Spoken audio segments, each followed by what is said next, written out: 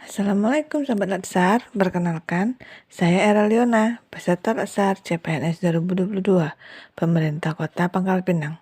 Hari ini saya akan membahas tentang manajemen ASN. Manajemen ASN adalah pengelolaan ASN untuk menghasilkan pegawai ASN yang profesional, memiliki nilai dasar etika profesi, bebas dari intervensi politik, bersih dari praktik korupsi, kolusi, dan nepotisme.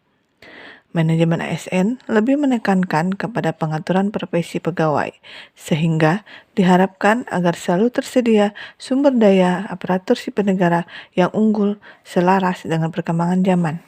Pertama, kita akan membahas tentang kedudukan, peran, hak dan kewajiban, serta kode etik ASN.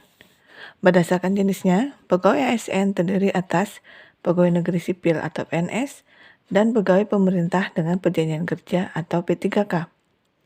PNS merupakan warga negara Indonesia yang memenuhi syarat tertentu, diangkat sebagai pegawai ASN secara tetap oleh pejabat pembina kepegawaian untuk menduduki jabatan pemerintahan, memiliki nomor induk pegawai serta nasional. Sedangkan P3K adalah warga negara Indonesia yang memenuhi syarat tertentu yang diangkat oleh pejabat pembina kepegawaian berdasarkan perjanjian kerja sesuai dengan kebutuhan instansi pemerintah untuk jangka waktu tertentu dalam rangka melaksanakan tugas pemerintahan. Untuk menjalankan kedudukannya tersebut, maka pegawai ASN berfungsi sebagai berikut. 1. Pelaksana kebijakan publik. 2. Pelayan publik. 3. Perekat dan pemersatu bangsa.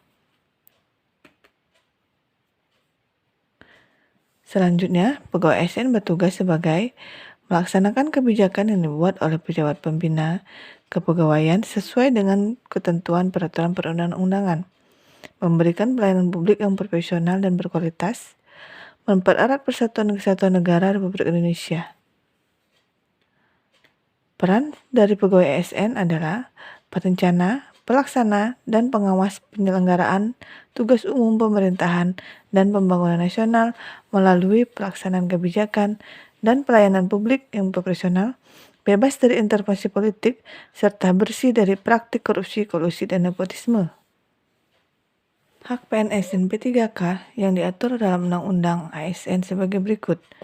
PNS berhak memperoleh 1. Gaji, tunjangan dan fasilitas. 2. Cuti.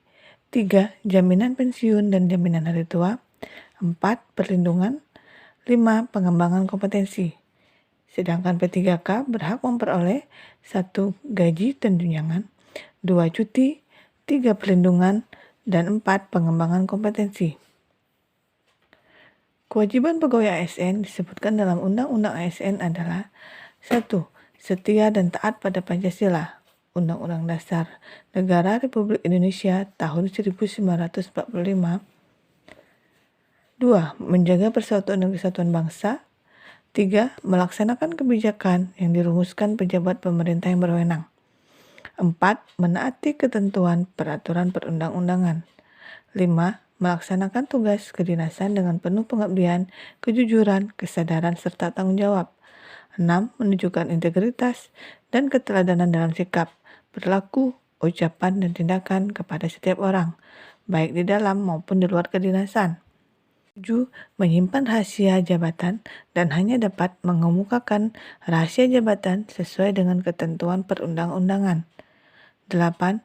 Bersedia ditempatkan di seluruh wilayah negara kesatuan Republik Indonesia. Bahasan yang kedua adalah konsep sistem merit dalam pengelolaan ASN. Sistem merit pada dasarnya adalah konsepsi dalam menjalankan SDM yang menggambarkan diterapkannya objektivitas dalam keseluruhan semua proses dalam pengelolaan ASN, yakni pada pertimbangan kemampuan dan prestasi individu untuk melaksanakan pekerjaannya. Pengambilan keputusan dalam pengelolaan SDM didasarkan pada kemampuan kualifikasi seseorang dalam melaksanakan pekerjaan dan tidak berdasarkan pertimbangan subjektif seperti afiliasi politik, etnis, dan gender. Yang terakhir, kita akan membahas tentang mekanisme pengelolaan ASN.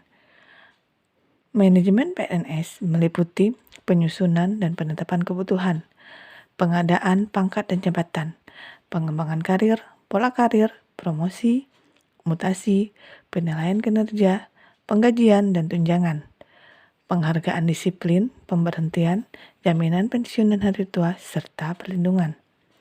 Sedangkan manajemen P3K meliputi penetapan kebutuhan, pengadaan, penilaian kinerja, penggajian dan tunjangan, pengembangan kompetensi, pemberian penghargaan, disiplin, pemutusan hubungan kerja, serta perlindungan.